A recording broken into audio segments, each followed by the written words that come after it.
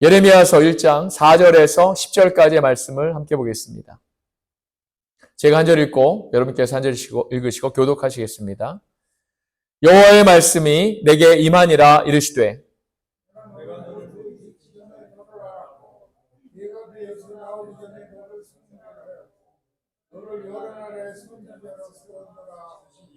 내가 이르되 슬프도소이다. 주 여호와여 보소서. 나는 아이라 말할 줄을 알지 못하나이다 하니 여호와께서 내게 이르시되 너는 아이라 말하지 말고 내가 너를 누구에게 보내든지 너는 가며 내가 내게 무엇을 명령하든지 너는 말할지니라. 너는 그들 때문에 두려워하지 말라. 내가 너와 함께하여 너를 구원하리라. 나 여호와의 말이니라 하시고 여호와께서 내 손을 내밀어 내 입에 대시며 여호와께서 내게 이르시되 보라 내가 내 말을 내 입에 두었노라. 함께 읽겠습니다. 보라, 내가 오늘 너를 여러 나라와 여러 왕국 위에 세워 내가 그것들을 뽑고 파괴하며 파멸하고 넘어뜨리며 건설하고 심게 하였느니라 하시니라. 아멘. 살아계신 하나님 말씀입니다. 예레미야를 부르신 하나님이라는 제목을 가지고 여러분과 함께 말씀을 나누기 원합니다. 예레미야를 부르신 하나님이 저와 여러분도 다 부르셨음을 이 시간 입술로 고백할 수 있는 시간이 되길 원합니다. 나는 누구인가? 너무 철학적이지 않습니까? 나는 누구인가? 나는 어떤 사람이고 왜 태어났고 또 지금은 무엇을 하고 있는가? 일을 열심히 하다 보면 일하려고 태어났나 또 싶고 또 나는 누구인가? 라는 질문을 하게 되면 자연히 이어지는 생각이 그러면 앞으로 어떻게 살 것인가? 이런 고민으로 이어지고 합니다. 사람은 태어나자마자 참 고생스럽지요. 태어나자마자 울면서 자기 존재를 확인시킵니다. 그리고 이제 또 기기 시작하면 열심히 기어다니죠. 무엇이든지 잡으려고 열심히 깁니다. 걷기 시작하면 또 어떻습니까, 여러분? 걷게 되고 난 후부터 또 열심히 걷습니다. 아이들 한번 생각해 보십시오. 부모가 그 아이를 잡으려고 이렇게 막 쫓아다녀도 안 잡히려고 이렇게 열심히 도망가지 않습니까? 그렇게 크면서 또 학교에 가게 되는 그런 나이가 되면 또 열심히 공부하게 되고 또 열심히 뛰고 그리고 열심히 살지 않으면 안 되는 것이 이제 우리가 사는 그런 세상이지요. 사랑하는 여러분, 우리는 왜 이렇게 열심일까요? 또 우리가 왜 이렇게 열심히 살아야만 할까요? 남들에게 뒤처지지 않기 위해서이고 또 열심히 살게 되면 좀 더 좋고 좀 더 나은 삶을 또 행복한 삶을 살 수 있게 되지 않을까라는 그런 기대감 때문이겠지요. 그런데 여러분, 크리스천으로서 이 땅을 살아간다는 것은 어쩌면 열심히 사는 사람들과는 정반대의 삶일 수 있다는 겁니다. 우리는 우리가 존재하는 목적, 우리가 이곳에 있는 이유, 이것을 분명히 먼저 알아야 하는 겁니다. 우리의 삶은 열심히 사는 것과는 분명히 전혀 다른 차원의 삶이지요. 우리의 삶은 우리 스스로가 주장하는 삶이 아니기 때문에 그렇습니다. 하나님을 위한 삶이고 그분이 우리의 삶의 주권자 되시고 또 우리를 주관하시고 인도하셔야만 합니다. 당연히 그분이 원하시는 삶을 우리가 살아야 하고 그것이 우리의 존재 이유인 것입니다. 그 목적이 무엇일까요, 여러분? 바로 하나님을 영화롭게 사는 삶입니다. 다른 말로 하나님을 기쁘시게 하는 삶이지요. 어떠한 삶이 하나님을 기쁘시게 하는 삶일 수 있을까요? 한마디로 말씀대로 사는 겁니다. 성경에 쓰여진 말씀대로 우리가 순종하며 사는 것이지요. 하나님은 자신을 성경을 통해서 우리에게 나타내셨습니다. 나는 하나님 여호와다. 이렇게 하나님께서 성경을 통해서 나타나셨지요. 우리는 성경 말씀을 통해서 하나님을 그래서 알게 되는 겁니다. 그리고 그분이 원하시는 삶이 어떠한 삶일지를 우리가 깨닫게 되는 것이지요.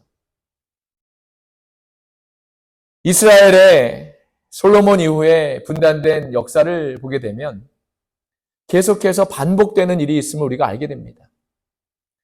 이스라엘의 불순종으로 인해서 하나님께서 진노의 모습을 여러 형태로 나타내십니다. 그리고 하나님이 보내신 선지자를 통해서 이스라엘이 다시 하나님께로 돌아오고 회개하고 그러면 다시 평화가 찾아왔다가 또 이스라엘이 또 다시 좀 평해지면 다시 불순종합니다. 그래서 하나님의 진노가 또 다시 반복되지요. 이런 일들이 계속 반복되는 그런 역사를 우리가 보게 되지요. 오늘 본문의 예레미야서도 마찬가지였습니다. 예레미야는 앞으로 일어날 일에 대한 대언자로서 하나님께 부르심을 받고 있지요. 그 부르심을 받는 장면이 오늘 본문의 내용입니다.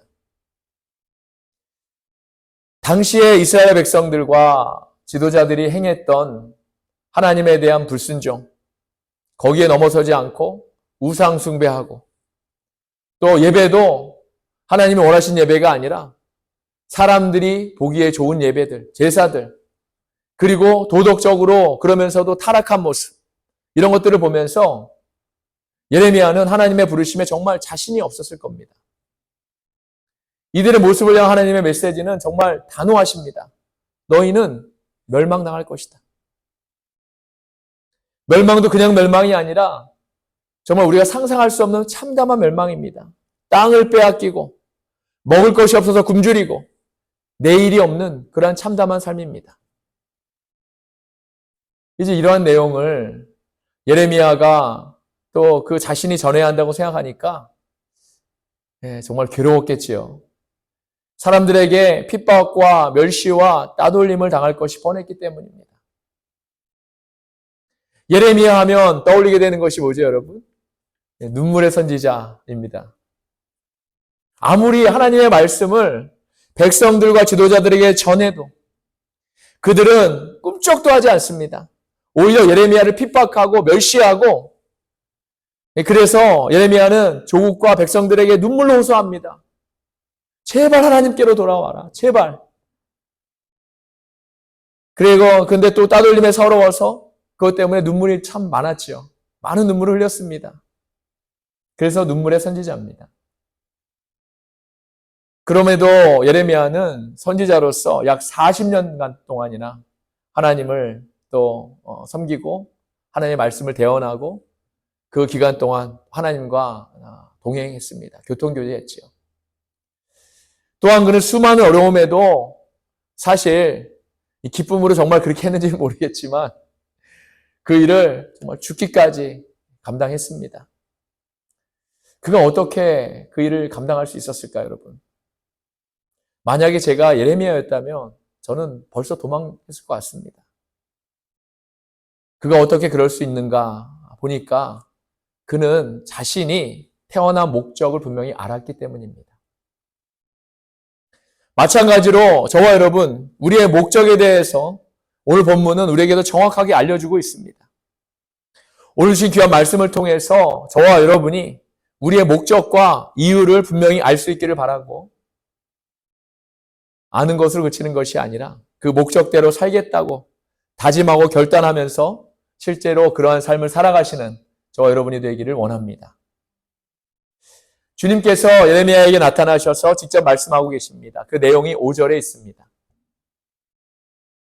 내가 너를 모태에 짓기 전에 너를 알았고 네가 배에서 나오기 전에 너를 성별하였고 너를 여러 나라의 선지자로 세웠노라 하시기로. 아멘. 오늘 본문에서도 가장 중요한 말씀이 바로 이 5절의 말씀입니다.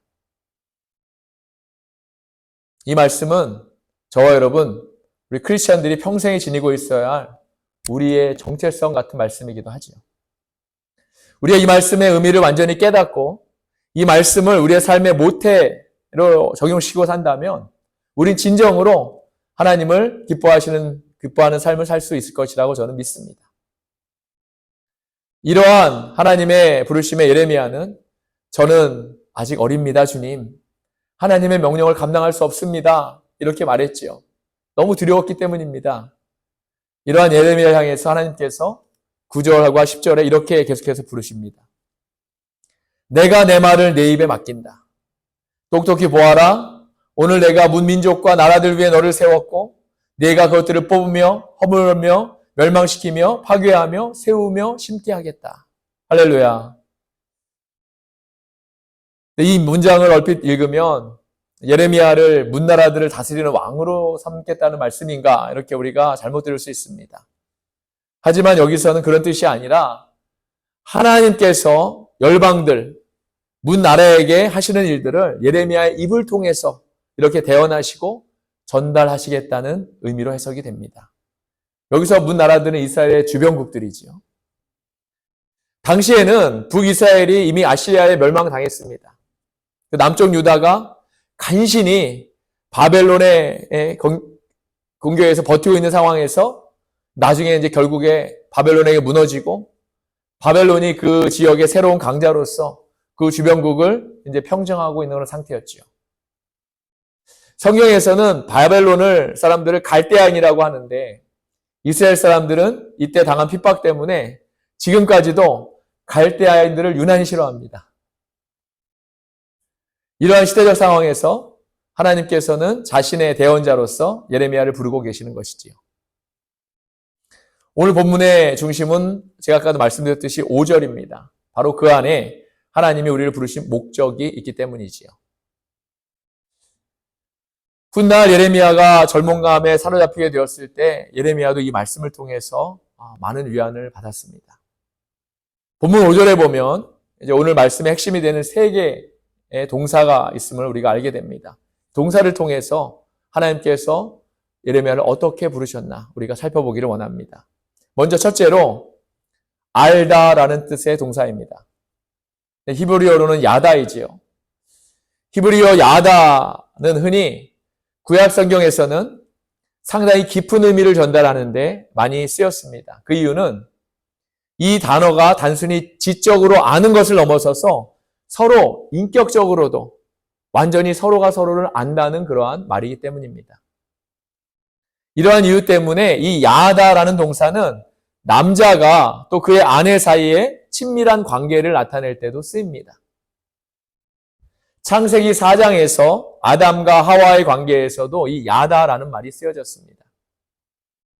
남자와 여자가 서로 만나서 사귈 때 서로 알아간다고 이렇게 하지 않습니까? 하나하나 서로를 알아간다고요. 하지만 이 야다라는 말은 이제 그것을 넘어서 완전히 안다라는 그런 말씀입니다. 또한 이 말은 이스라엘을 향한 하나님의 약속으로서도 쓰입니다. 아모스 3장 2절에 보면 이런 말씀이 있습니다. 나는 이 땅의 모든 족속들 가운데서 오직 너희만을 선택하였으나. 아멘. 이렇기 때문에 백성들 중에서 하나님을 아는 지식이 없다는 것은 하나님의 마음을 알지 못한다는 의미입니다. 또 하나님께는 너무나도 깊은 슬픔인 것이겠지요. 이 말은 하나님은 이스라엘에 대해서 전부 이미 다 알고 계시는데 그에 반해서 이스라엘은 하나님을 제대로 알지 못하기 때문에 하나님께 인격적으로 그들 자신을 완전히 맡기지 못한다는 의미이고 하나님의 뜻을 알지 못한다는 말씀입니다. 호세아 6장 6절에 보면 이런 말씀이 있습니다. 하나님을 아는 지식이 예배나 제사보다 더 중요하다. 아멘. 하나님을 아는 지식이 얼마나 중요하냐면요. 예배나 제사보다 더 중요하답니다. 하나님은 어떻게 우리에게 영광 받으십니까, 여러분? 우리의 예배를 통해서 영광 받으시지 않습니까? 근데 그것보다 더 중요한 것이 하나님을 아는 지식이라는 거지요. 우리가 지금 하나님께 예배드리고 있지만 하나님을 제대로 알지 못하고 우리의 온 마음과 인격을 하나님께 완전히 드리지 못한 채 드리는 예배는 하나님께서 원하지 않으신다는 말씀이지요. 다른 생각하면서 우리의 몸만 이 자리에 있다면 물론 이 자리에 없는 것보다는 낫겠지만 하나님께서 기뻐하지 않으신다는 겁니다. 그런데 여러분, 기도도 마찬가지인 것 같습니다. 기도하면서 우리 자신을 하나님께 완전히 맡기지 못하고 기도하면서 다른 생각하거나 하나님께 전적으로 의지하지 않고 하나님을 바라보지 않고 기도한다면 이 또한 하나님이 기뻐 받으시지 않을 것 같습니다.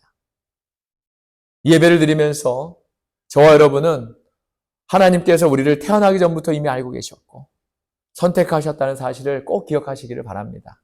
아멘. 우리 온 몸과 마음으로 예배드림으로 하나님을 더 알아가실 수 있기를 바랍니다. 두 번째는 성별하다는 동사입니다. 히브리어로는 히크디스입니다. 히크디스. 원래 이 단어의 뜻은 특별한 용도로 쓰기 위해서 다른 용도에서 뭔가를 따로 떼어놓는다는 것을 의미합니다. 그래서 이 말은 인물, 장소, 물건, 날짜, 이런 것들을, 또 계절, 이런 것들을 하나님을 위해서 따로 떼어놓는다는 그런 중요한 의미를 가집니다. 그리고 이것을 따로 떼어놓으면 이것들은 온전히, 떼어놓은 것은 온전히 하나님께만, 하나님을 위해서만 사용되어진다는 그런 의미이지요. 예를 들면, 하나님께 제사 드리기 위해서만 살게 되는 레위지파의 제사장들, 그리고 또 하나님께 예배드리기 위해서만 존재하는 성막, 또 그 안에 기구들, 그리고 지금은 주일이지만 안식일, 이런 것들은 오직 하나님을 위해서만 따로 구별된 것들입니다. 이러니 주일이 얼마나 중요한 날인지 알겠죠, 여러분? 말할 필요도 없이 성별한다는 의미는 거룩하다라는 의미입니다. 실제로 예레미야는 2장 3절에서 이 성별한다는 의미를 거룩함이라는 히브리어 명사 코데시라는 말로 사용했습니다. 그런데 여러분, 놀랍게도 오늘 본문에 보면 하나님에게만 쓸 수 있는 이 말을 하나님께서 예레미야를 향해서 쓰고 계시는 것을 우리가 보게 됩니다. 뭐라고 말씀합니까? 네가 배에서 나오기 전에 너를 성별하였다. 할렐루야. 이보다 더 큰 칭찬이 있을까요? 하나님께서, 전지전능한 하나님께서, 이 만물을 주관하시는 만왕의 왕께서 예레미야를 따로 특별히 거룩하게 구별하셨다는 말씀입니다. 이러한 복이 저와 여러분에게도 이미 임한 것을 믿으실 수 있기를 바랍니다. 나중에 예레미야 20장에 보면 예레미야는 자신이 태어난 날을 저주할 정도로 너무나도 힘든 상황을 겪게 됩니다. 하나님의 말씀을 올바로 온전히 전했지만 그 결과로 백성들로부터 암살당할 위기까지 처하고 난 뒤에 그때 너무 괴로워서 하나님을 원망합니다. 그러면서 자신의 부모님을 빗대어 하나님께 원망하지요. 자신이 태어난 날을 저주할 정도로 너무나 힘든 핍박과 정말 위협이었습니다. 무섭고 떨리고 불안했습니다. 언제 어디서 적들이 공격해 올지 예측할 수 없는 상황이었지요. 그런데 여러분, 그럼에도 결국 그는 굴하지 않고 계속해서 예루살렘의 멸망을 예언합니다. 바로 본문에 하나님의 부르심 때문입니다. 그를 하나님께서 성별하셨기 때문이죠. 거룩하게 따로 떼어놓으셨기 때문입니다. 저와 여러분도 하나님께 거룩하게 구별받은 백성임을 잊지 않기를 바랍니다. 하나님께서 예레미야를 부르셨듯이 저와 여러분을 부르신 겁니다. 예레미야가 살았던 시대와 지금 우리가 살고 있는 시대, 여러분 뭐가 다르겠습니까? 오히려 그때보다도 물질적으로는 또 기식적으로는 경제적으로는 그리고 모든 것이 풍족할지 몰라도 도덕적으로 영적으로 하나님 보시기에 더 타락하지 않았습니까? 하나님을 섬기는 우리의 마음이 이스라엘 백성과 무엇이 다르겠습니까? 하나님보다도 세상을 더 사랑하고 돈을 섬기고 우리의 눈이 자꾸만 세상을 바라보며 우리의 마음을 온통 썩어질 것들에 빼앗기고 그때보다도 더 심하면 심했지 못하지는 않을 겁니다. 하나님께서는 저와 여러분을 특별하게 쓰시기 위해서 따로 떼어놓으셨다는 사실, 이 사실을 결코 잊지 않기를 바랍니다. 그러므로 여러분, 우리는 그 쓰임에 맞게 살아가야 하지요. 그 쓰임에 맞게 살아야 합니다. 하나님보다도 세상을 더 사랑하지 않기를 바랍니다. 세상이 발전해 나가면 할수록 신앙의 모습을 지키는 것이 참 어려운 일입니다. 이럴 때일수록 하나님께서 저와 여러분, 우리를 거룩하게 구별하셨다는 이 말씀을 의지하고 꼭 기억하실 수 있기를 바랍니다. 세 번째는 세우다라는 동사입니다. 히브리어로는 나탄입니다. 하나님께서는 예레미야를 특별한 목적으로 말하자면 문나라의 선지자가 되도록 부르신 것을 말씀합니다. 예레미야의 임무는 오직 유다만을 위한 것이 아니라 그 주변의 모든 문나라에도 포함되는 그런 임무입니다. 하나님의 주권에는 한계가 없습니다. 우리만의 하나님이 아니고 온 세계의 하나님이십니다. 그렇기 때문에 예레미야의 사역에도 한계가 없는 것이지요. 실제로 예레미야서의 46장에서 51장의 내용을 보면 이스라엘이 아닌 다른 주변국들에 대한 하나님의 예언에 대해서 쓰여졌습니다. 우리가 사실 이런 배경을 알지 못하고 성경을 읽는다면 그 내용이 왜 그곳에 쓰여져 있는지 우리가 이해하지 못할 것이겠지요. 하나님께 세움받는다는 것은 그래서 여러분 너무나도 큰 영광입니다. 그런데 여러분, 그 길이 꼭 영광된 길인 것이 아니라는 사실을 예레미야는 너무나도 잘 알고 있었습니다. 그래서 하나님의 말씀에, 부르심에 어떻게 이야기합니까? 아닙니다, 주님. 저는 아직 말을 할 줄 모릅니다. 저는 아직 어립니다. 너무나도 어린 나이에 겁도 났을 거고 실제로 무엇을 어떻게 해야 할지 당시에는 그는 알지 못했을 겁니다.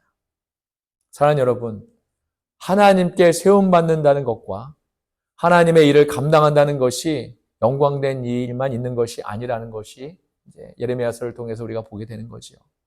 실제로 하나님의 일을 하다 보면 영광은 나타나지 않고 우리에게 핍박과 고난이만 있을 수도 있습니다. 초대교회 에스더반의 순교 우리가 너무나도 잘 알고 있지 않습니까? 하나님의 말씀을 전한 대가가 영광이 아니라 돌에 맞아 죽는 거 아닙니까? 때로는 미래가 보이지 않는 고달픈 삶이 우리를 가로막고 있을 수 있다는 거지요.